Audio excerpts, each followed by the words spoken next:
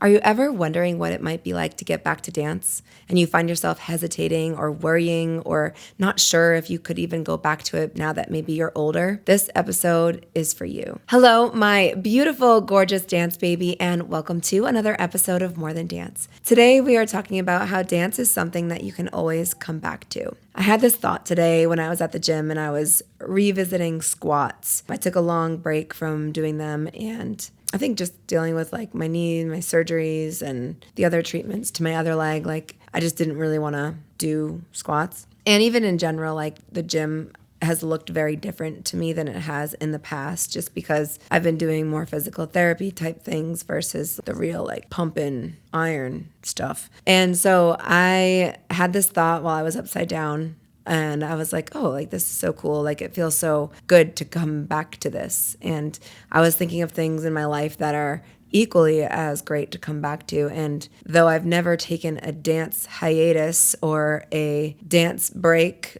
or even a dance sabbatical in any type of way, I have taken a day off of dance and I have gone on vacation where I've danced in a different way and have come back to the studio to be in dance the way that I'm used to. And I understand that dance is something that I can always come back to and something that my body will always recognize as an option for movement. And I think when you're first starting out with dance, you might not realize that what you're creating and all the foundations are going to soon be your safety net. So it's kind of like a weird paradox because in the beginning, you're very unfamiliar and it feels unsure. There's a lot of uncertainty. And when you begin to lay the foundation and understand how do you learn best? Where do you like to stand? How do you like to hear your music? Do you like to count it? And how you like to ask questions. All those things are going to be your basis for knowledge for dance so that if you take a break or need to take a break, maybe you have a vacation that you're going on and you're going to take a few days off of dance, and when you come back, I have people that take maybe like 5 days off of dance and then they come back and they're like, wow, I feel like I haven't been here in forever, but they're able to rely on the things that they do know. And I'm here to tell you that you will also be able to rely on the things that you know. And something that also is really cool to think about is a very long hiatus. So if you danced as a child and you've been waiting for the opportunity to come back to dance, and maybe you have hesitation towards that because you're not sure how it's going to go or you're not sure how your body is going to react, this is a great gentle reminder that your body will remember what it's meant to remember, and your body will do what it's meant to do, and you will relearn what you're meant to relearn. And the stuff that does feel familiar is all stuff that will come back in maybe even a different way. I know that when I teach children versus when I teach adults, it's very different because adults have the understanding that they are learning while they're learning versus kids have the understanding that they're playing while they're learning. So when we're in a different frame of mind when we're learning, we attach to those learning experiences differently.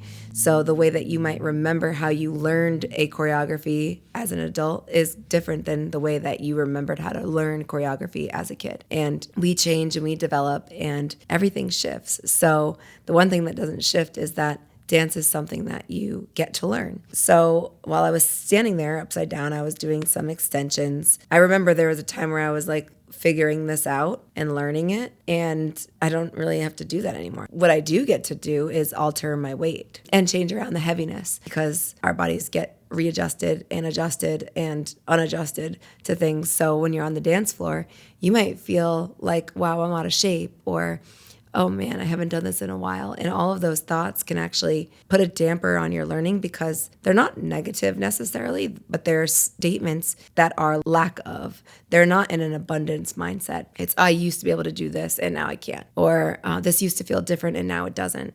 And it's a pure acknowledgement that something is happening where you're recognizing, wow, this used to feel different in my 30 plus year body versus my 8-year-old body. Or this feels different in terms of memory. Maybe you're saying, I used to be better at memory when I was younger. I could remember more things. Well, you probably could, because memory is a muscle and it's something that you get to work on and something that you get to strengthen. When you take a break from it for however long years, yeah, of course it's going to get weaker. So when you start to use it again, you're reigniting those pathways of memory again. And when you're in the dance room, you're getting a chance to reacquaint yourself with that pathway. So while I was standing there upside down, I was like, oh yeah, this is like easy. I remember what my body does.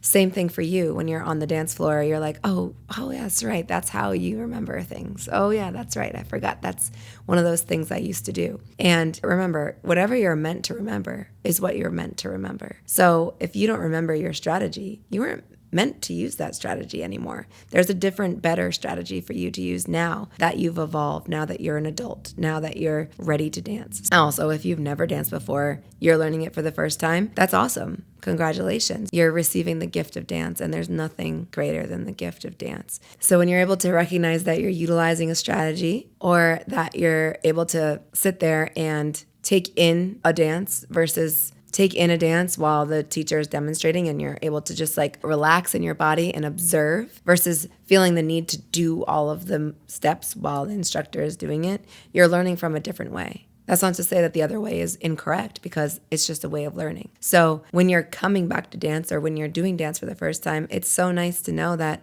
it exists for you to remember, and it exists for you to come back to.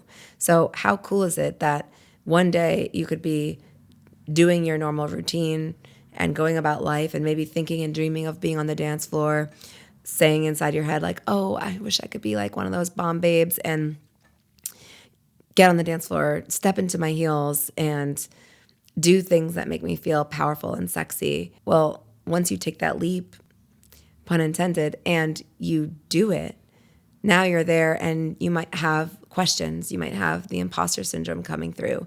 You might have all these moments of just like checking yourself, like, am I in the right spot? These people look younger or older, or these people look more advanced, or they're more beginner. Like, there's a taking in and an assessment that we do just naturally as humans, because we're very analytical. So when we're doing that, we're opening up a door for the negative to seep in and the questioning to seep in.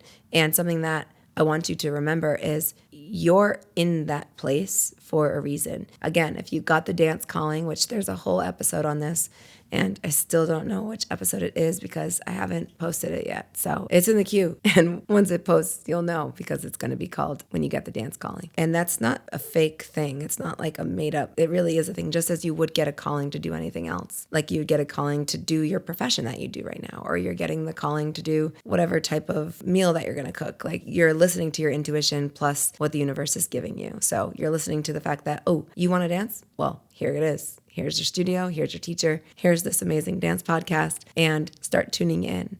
And when you come back to dance, you're getting that opportunity to do that in a different way, because hopefully you'll come back with more appreciation for dance. I think a lot of us, when we dance as a kid, we're doing it because it's something that like maybe our parents suggested, or maybe it's something our friends did, so we want to do it too because we want to be in with the group or included in any type of way. I know when we were all dancing, I think like everyone started signing up for dance, and there was a moment where we were all in dance, and people filter out because it's not for everybody, obviously. Otherwise everyone would dance, and that would be really cool. But if it's meant for you now, maybe it wasn't meant for you then. If it was meant for you then, maybe it's not meant for you now. You never know until you do it. But if you are getting the calling, that means listen. And that means come back to something that you know. Even if it's something that you don't know, what you do know is that you got the calling and that you're there. Again, I've always talked about how dance is one of the most constant, stable things in life. And chances are you might be craving that in your own life, something that you can do on a daily basis, on a weekly basis, maybe a bi-weekly basis, something that can keep you grounded and can help you find friends. I know a lot of people, especially at my studio, they've made such great friendships to the point where like they're in each other's weddings and they hang out, they go to dinner. It's just really cute, like how the friendships really happen. And this idea of like coming back to things is a common thing. Like, think about how history repeats itself. Think about how fashion repeats itself. Think about how, oh my gosh, in our era, growing up. Like we were really into digital cameras and we had these little cameras to use and have fun with. And I'll never forget, like Josh and I were out to dinner like maybe a year ago and we were sitting down and this girl next to us, she looked like 20 or like almost graduating college. And she had this digital camera and she was like, oh, you take a picture of us. And we were like, oh my God, digital cameras like making a comeback. Yeah, they were. And now, right now, you can see people getting flip phones because flip phones are coming back because they're fun and they flip and you can close it. And there are people that don't really want to be like, they want to have a phone and they want to be able to text, but they don't want to be so involved with Instagram and the doom scrolling and everything that's just like so intense mentally. So things come back and you come back to things, and dance is something that you can always come back to. It's always there for maybe the same reasons or different reasons. You can use dance as a way to help yourself in a situation. Like I have people who have come to dance right after they've gotten divorced. I will remember this statement for a really long time. Someone said to me one time, like, Chris, like, she's like, I don't go to dance anymore, but I have to tell you, when I went to dance, it was what saved me. She said, I was so broken when I came to you, and dance and twerking really helped me get back to myself. And now I have a husband and now I have a daughter. So she came back to dance. She danced as a kid and now she doesn't dance. But in that time period, she did. And she could dance again. There's different parts of life that maybe you dance for. Me, I know dance will always be in my life and it will be something that I do on the daily, twice a day, 4 times a day, if not while I'm sleeping. I know for some people, things happen in phases, and I can think about that in terms of the gym. Like for me, the gym is always there for me. I'm always there, but I'm with it in different ways there. So through surgery, my workouts look very different. There are moments where I don't do a certain exercise. I mean, like I said, squats, I did those maybe twice recently. I haven't touched those since maybe 2018, maybe later. I don't know.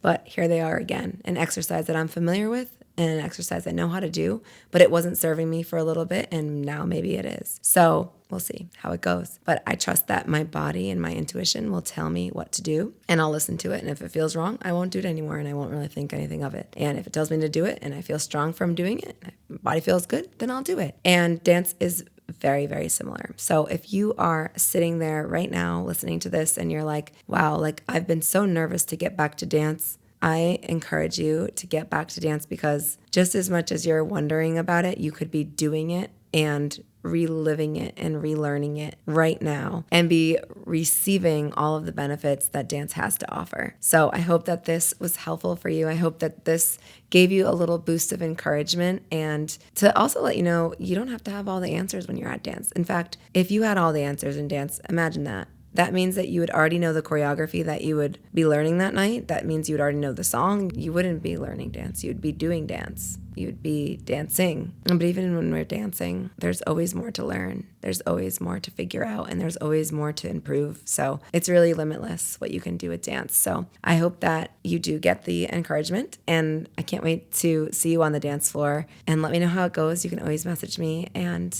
if this was helpful for you, it would mean the absolute world to me if you left a 5-star written review on Apple Podcasts or Spotify. This helps get the word out, and it helps people feel confident and comfortable on their dance journey. Thank you so much, and I'll see you on the dance floor.